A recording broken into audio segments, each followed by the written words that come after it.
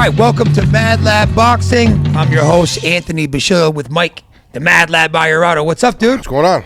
Everything's good, man. We got a big UFC card coming up. We got not some boxing news. There is a fight this weekend that we're going to cover, but there'll be a lot of big fights coming up in the next few months as we're getting going. Did you see Chavez, Chavez Jr.? What the promo he did for DAZN? No, I did not see it. You got it, bro. It's the worst promo ever. The Chavez. It's literally 10 seconds long, and he can't get the script right, and he looks completely out of shape, dude.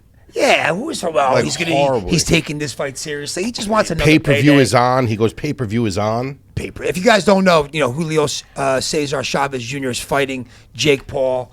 Jake Paul's next hand-picked opponent here, doing it for the payday. But who's going to buy that pay-per-view, bro? Nobody. I mean, people are going to buy it. Very few. Very few. Very few. I'm going to watch it. Yeah, we're going to watch it because we're boxing fans. And there's it's not boxing. Well, we're going to watch whatever it. you want to call it. You know what Jake Paul reminds me of now? Who? A very watered-down version of you and I back in the day when we would watch Mayweather fights to watch him lose, to hope he loses. That's all I watch it for. But he's not going to lose this fight either. Chavez is a bum, dude. He's a bum, but he lost to a 46-year-old Anderson Silva a couple years ago. I still can't get over that. Let's not forget that. I can't get over that, yeah. What a disgrace.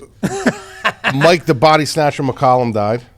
81 years old. He was very underrated. 81 years old. Nickname was the body snatcher for his body work. He was known for his nasty body work. And then he went to the gym at 68 years old. 68 years old. He went to the gym? He went to the gym. He died on his way to the gym. Oh, that's how he died on his way to the gym? 68 years old. Oh, that sucks. Yeah. He was real, bro, very underrated, dude. Very tough, very underrated, three division champion. So rest in peace, Mike McCollum, and your family, all prayers and whatever. Who knows what happened? We just saw this morning on X that Vasyl Lomachenko is hanging it up. 37 years old.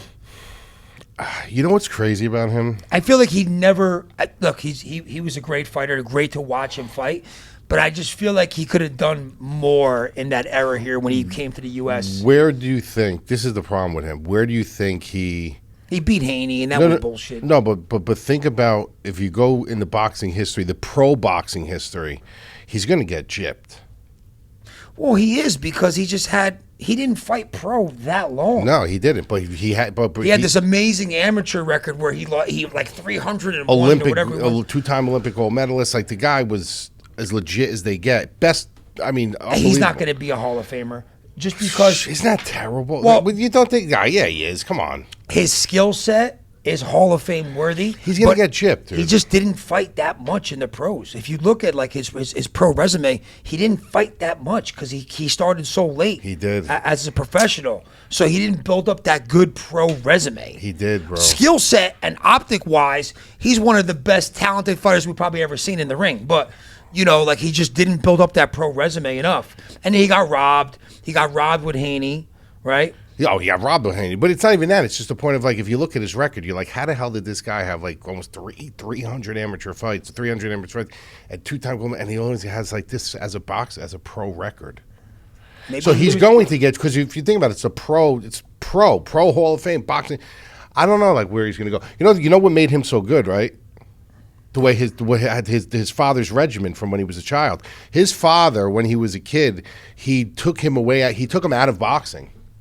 You're not boxing. We're going to spend 2-3 years on dancing. Sambo, right? Sambo dancing. Yeah, a lot of footwork. A lot of footwork, and then he brought him back into boxing. His father had him die. People should take that blueprint with their kids if they got him into boxing, but he was great to watch. It's great to watch, bro. I just can't believe, I was thinking about it when I saw, he retired, and then I went through his credentials, and I'm like, he's not going to get the credit he deserves. He's not. I also feel like he didn't max out his potential even when he was in the fights. You don't think so? You waited for him sometimes to start catching on, and he'd be down 5 rounds and then just start really coming on late. I don't know. It's just weird. He had another couple years in him, too. I think so, too. What was his last fight? The last fight he beat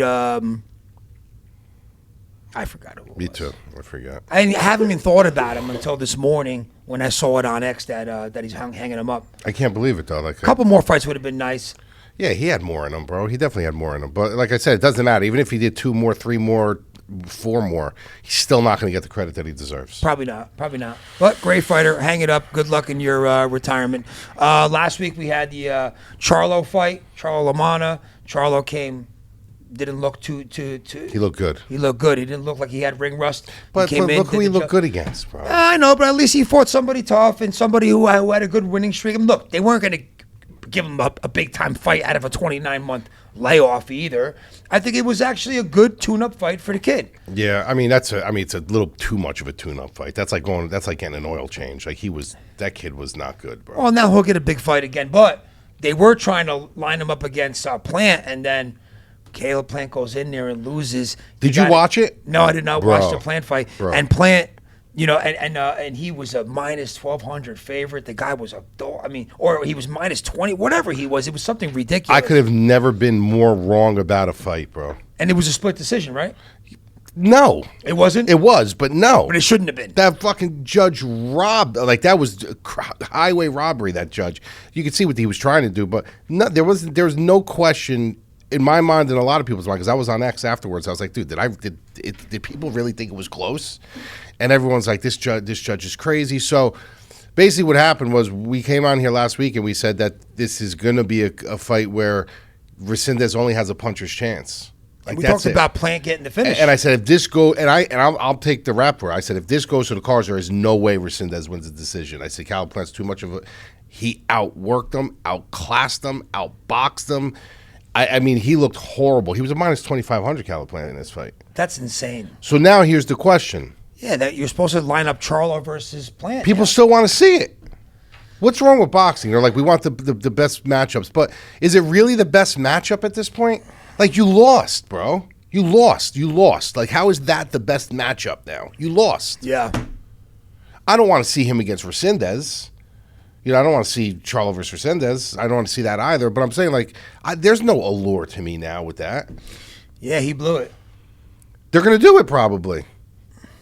Well, I don't know. Well, Charlo says no. Charlo's like, no. I think it'd be a stupid move for Charlo to fight him at this point. Why should he? He's undefeated still. Yeah. You know? You got to earn that spot. Got that one under your belt. It's got to go. Listen, I'm not saying adhere to certain things, but you got to adhere a little bit, guys, to the process. Like, you fight to win, to get bigger matchups. Like, you don't lose and then get a big matchup. You don't get rewarded to having a performance and losing against a guy who's you were minus 2,500 against. Like, you should not be rewarded a big minus 2,500, no less. Yeah, bro. That's crazy. Yeah. So then, to me, I wouldn't sign that fight. I'd be like, you know what, you blew that. Like that, you blew that fight. Like, I'm not interested in that fight. I am not going to put my money behind this fight. What if you don't show up in this fight? Because he didn't show up. It's not like he was the Resendez is better. He just did not show up for this fight. So what's the lesson here? Always take a plug on the big time Mexican dog. But that's one thing we did say. We said he's not going to get him out of there because everyone was calling for he's not going to get him out. He's a tough Mexican guy. He's going to come forward. He's got big power. But I never thought in a million years Caleb Plant would lay an egg like that, bro. Like, he got outboxed in that fight. Well, then he laid a fucking egg. Yeah. All right. Well, we'll see what the matchmakers have up their sleeves now for Charlo. I don't think it'd be the right thing to do to put him against Plant after that. I don't want to see it. I don't think he deserves it, dude. No. Like, you don't deserve that fight. Now you got to go out now. You got to fight again, and you got to have a performance. Charlo did his job. He went out there. Fight Brain actually called it perfectly. He called the knockout. Fight Brain called within 5. And it happened in the 5th round. Within 6, and it happened in the 5th round. Wow. So Fight Brain's this tool that we have over at the MadLabMMA.com, which is our site where Mike breaks down all the boxing fights, wagers, UFC, DFS for UFC wagers, and we have a tool called the Fight Brain. And Mike goes against the Fight Brain. The Fight Brain is this algorithm that Mike uses, and the Fight Brain's been pretty accurate at predicting a lot of predictions with UFC and boxing this whole year. Really, really cool tool that we use, and it did call for Charlo to knock him out within 5 rounds. Within 6, yeah, within 6 Fight rounds. Brain wins again. You called Charlo. I went the opposite way on both. I went Charlo by decision. And Plant by knockout. I went Plant by knockout. And yeah. it was flip-flop. And it was flip-flop. Charlo by knockout, and Plant lost a decision. Yeah. So, but I did cover my tracks. I took 2 wagers on that, and I didn't touch the Charlo fight. I had 2 in the Plant fight. I had over 8.5, which covered. Okay, so it hedged. Yeah, so it was like 1-1. But I just can't believe he fucking lost that fight, dude. Like, that was a bad loss. Oh, well, sorry, Plant. Big news lately this past week has been, again, Teofimo Lopez with this nonsense. I mean, first he calls out Turkey, calls him dictator. Then he does this apology video, which was also like a mockery when he did that bullshit apology video. Then him versus Devin Haney supposed to be a done deal. He says it's a done deal. Haney signs the contract, and then Teofimo doesn't sign his end of the contract. What is going on with this? Do you know who's sniffing around his camp now? Who? Take a guess. Who? De La Hoya. Of course. He's tweeting, like, there's certain things you don't put on Twitter, and he's tweeting on there's a guy, he's like, good for you for walking away from boring Haney. Call me if you want to. You deserve a big pay-per-view fight. He's sniffing around now. He'll get him the fight, though, bro. Yeah, of course. He will get him the fight. That's one thing about Oscar. I'm starting to like, listen, I was always more of a Matchroom guy. As much as people don't like Eddie Hearn, I like Eddie Hearn. I like him. But Oscar will get him big fights. That fight, I don't know if I want to see that fight. Teofimo Haney? I just don't like Haney's style, bro. He's very boring. Like, he will bring... But if you're Teofimo... you need a guy who's going... I'm not going to say this fight, but you need a guy like Resendez, a guy like, because we're just talking about him, a guy who's going to move forward and make you fight. Yeah, but look... He's not going to fight. Well, actually, he did that last time he ran. If you're Teofimo, you came off that win where you were the only guy that looked good on the entire Fatal Fury card that night at Times Square. And he didn't even look that good. He looked okay. Haney looked terrible. Horrible. Looked like he was still shell-shocked from the Garcia knockout, like he was scared to get his chin. So why do you want to fight that? No, but I'm saying, if you're Teofimo, you're like, you know what? I'm getting this guy when he's at his worst right now. Let me rack this win under my belt. Yeah. Right? But what happens if he, God forbid, he does come back and beat him? Then that's what, you know what I mean? I mean, it's a fight. But it goes against everything, right? These guys are top 5 in the division, like they should fight. Do you know what's a good matchup? But why do you think Teofimo is not wanting to sign? I think because... Maybe because of the Turkey thing? No, I think... Could be, but I also think because Devin Haney, as bad as he is a tough riddle to solve. He's a very defensively sound fighter. He's a tough riddle to solve, and you don't know what you're going to get from him. You know what I mean? It's like... But his output on that last fight, horrible. My God, dude. Horrible, but at the end of the day, a guy like that, like, listen, we see it in the UFC all the time, right? We see it with Canelo, when Canelo went to the distance with that Cuban guy. And I said, he's going to distance with this guy because he's a Cuban fighter, and Cuban fighters go on their back foot and they run. It's hard to figure them guys out. You can't find them. Haney's a guy when now you're looking at him and you're like, dude, how am I going to find this guy? Like, I got to find this guy. For 12 rounds, I got to hunt this guy. I got to put extra work in. I'll tell you what, I would like to see Conor Benn fight Haney. Conor Benn's that'll make him fight because he's very aggressive. I'd like to, at 147, I'd like to see Conor Benn fight him. And Conor Benn's been calling for that fight. Like, Conor Benn will, for 12 rounds, be in his face and make him fight. I think Conor Benn beats him. I tell you, as much as Conor Benn... And he's not technical. Conor Benn's not technical at all. As much as he's not technical, I still like his aggressive style. Like, he's not afraid to get his chin checked. He'll go in there to get his chin checked if he could get a shot off. Haney's not knocking him out. No. Because he has no power, Haney. Do you think Haney's that good? I think he's he won that Lomachenko fight when Loma got robbed. Garcia destroyed him, and that wasn't even a really great Garcia either. Like what? I mean, do you think that Haney is where people think he really is? I think he's got it in him. I think he's overrated. I think his performances are overrated, but I think he's a really good, intelligent boxer when it's almost like Teofimo Lopez. You don't know what you're going to get from him. You can get the Teofimo Lopez that fought Lomachenko. That went to that flow state, and you're like almost like Garbrandt when he legitimately beat Lomachenko. Yes, but that's what he has it in him, but sometimes he doesn't show up, and it's the same thing with Haney. I've seen performances where Haney looked brilliant, then I've seen performances where I'm like, what the fuck is he doing?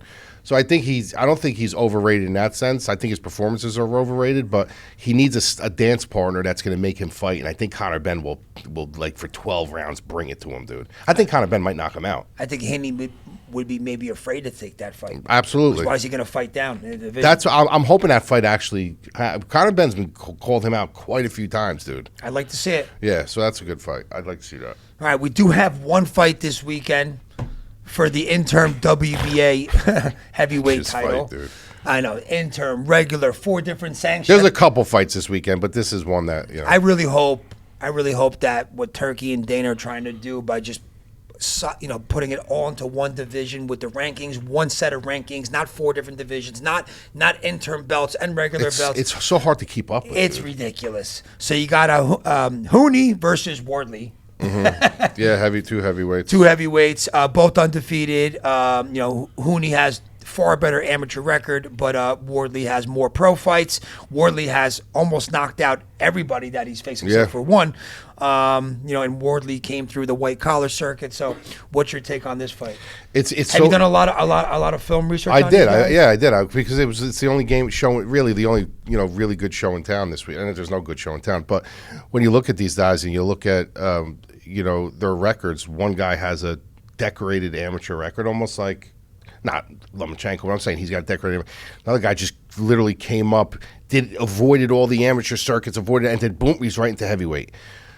And the one who avoided it is Wardley, and he's the favorite. And he's not a great boxer. He's a very big puncher. Like, he's a really big puncher, 18-0 undefeated. And then Haney, 12-0, has more polished record, moves well, good on his feet, works his jab well. He's more the athletic guy. He's a big underdog in this spot. So it's like, where do you go here? I think you go 2 ways. I think that, Wardley has the ability to utilize his power to kind of break through. A guy like it's heavyweights. Anybody can be knocked out. But I wouldn't mind taking a stab on the boxer here. Just to kind of, because I think that the way this fight's going to go is you're going to know in the first couple rounds who's going to win. I think after like 3 rounds, if Haney's staying away from him and he's keeping him at serve and using his jab and moving laterally and kind of making him guess, I think he could kind of start running away where Wardley just isn't going to be able to find the spot. So I do think there's value on the dog. I'm not going to pick a side, but I would say if I had to put my money on this fight, I would go with the boxer. I always go with the boxer over the puncher. Always. I just think there's more avenues to win. Where if you can elude the punch and you kind of move laterally and kind of keep him at serve and keep him at the end of your punches, fine. You got to watch your chin. Where Wardley has to watch out for numerous things. He's got to watch out the jab. He's got to look out for traps and landmines and stuff like that. So for the money, plus 260. If you guys want a little action on something, it's not a bad bet, like taking the much more technical boxer over the just big, heavy, white collar puncher. What's the over, I did not look at that. I can find that out right now, though. Look right on Fight Odds. That might be. I don't know if I want to touch that, though, because it's a heavyweight fight. Any heavyweights can get knocked out. Yeah. Let me see. I just can't put. And then after this week, we have a lot of stuff coming up. But. Yeah, well, definitely boxing's taking a backseat to UFC 360. Oh, this week. It doesn't matter what fight was on in boxing. It's taking a backseat. I can't wait. My wife's gone for the weekend. We're going to saddle in and just watch every single fight. We're going to go bad, order some pizza. Dude, we think we got to get Truly pizza this time. Truly? Yeah. Oh, here it is right here. What? That's the place in Long Beach, though, isn't it? No, in Dana Point. It's over. The over and under is 9.5, and it's both ways minus 115. On a heavyweight. There's not a lot of value on that. Yeah. There's not a lot of value. I take a little stab on Haney. Yeah, I'm gonna take. I'd probably take a small stab on him. You want to get Truly pizza, huh? Dude, my wife brought it home yesterday from lunch. It looked tremendous. And you didn't touch it. No, you're such a bullshitter, dude. I didn't touch it. Yo, when you know went, what I ate instead? What? Fucking eggs and potatoes. Bro, you know what you? Because I got disciplined, not like you. Yeah, bullshit, bro.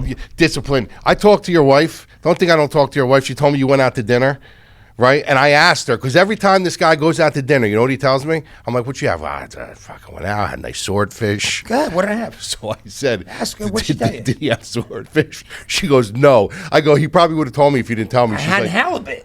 The bullshit. You said. On Monday? No, it was another night. It was like a week ago or something. I was like, did he have sword? Tell me. He's going to tell me he had swordfish. She's like, he didn't have.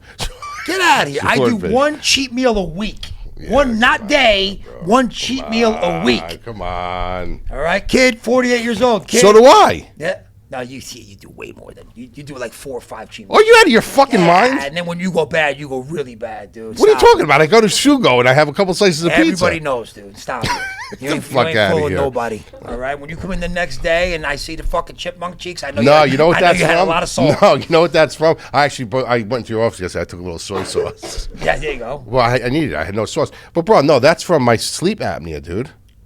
Sleep apnea makes you get chipmunk cheeks. Did It does. Do you hear this? It's a lack of oxygen. Ask ChatGPT. They'll tell you. Fuck Lack outta of here. oxygen.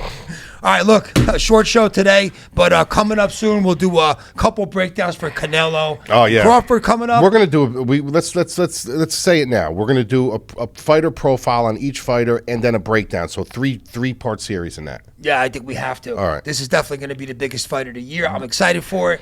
Watch, he ain't gonna show up for one of them. Unless I'm traveling. Where the fuck you traveling? The kid travels. All right, I got business to do. All right. All right, we'll see you guys next week.